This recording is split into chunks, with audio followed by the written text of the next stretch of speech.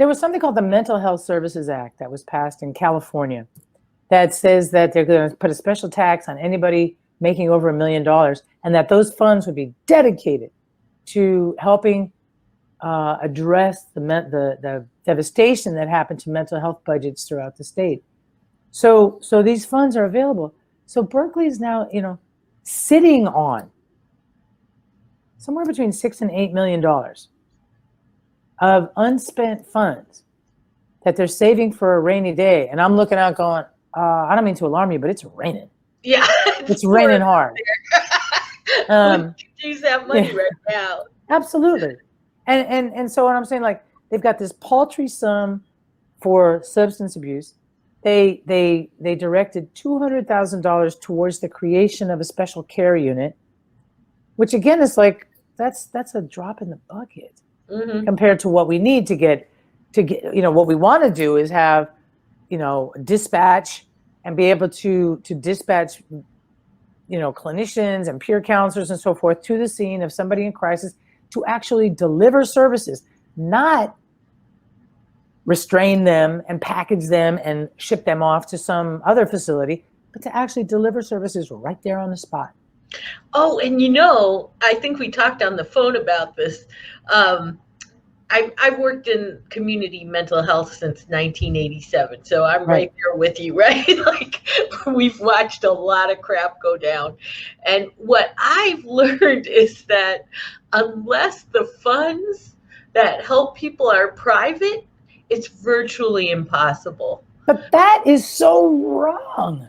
It's so wrong. That's what they're doing with us. Work, because what happens when it's government money and we use government systems to help people is that the clinicians and other helpers get bogged down in paperwork. So they can't really give the time and the attention necessary to the people who really need it. Well, I tell you, it's been quite an education for me too. I totally agree with it. Berkeley has its own mental health division, right? Separate from Alameda County, and they have an annual budget upwards of $8 million. And it's just kind of mind-boggling that they're looking for community-based organizations to anchor this special care unit project. And it's like, why, if you've got $8 million, and why isn't that money from the mental health division being used to fund this project? Why are you saying that you have to look over here, look over there, look for a source of funding? You're telling me that you're not going to defund the police and redirect any funds from the police, and you're not going to use the mental health services money. So what the hell is going on? And I totally agree with you that we have something called a mobile crisis team. Yeah. Once upon a time, I think there actually was a mobile crisis team. It's never done me any good. The times when I've called it, I get a voicemail. It goes to voicemail. Oh, if you're having a crisis, call 911.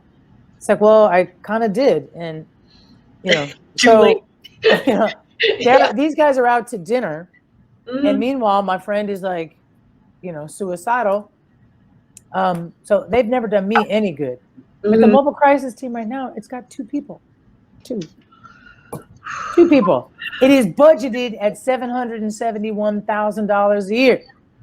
They have, for 9 months that I'm aware of, been telling us, oh, we're trying to hire somebody. You're telling me that in this, you've got a school of psychology. We've got the UC Berkeley. We've got social workers coming out of our ears. You can't find somebody to work on that thing?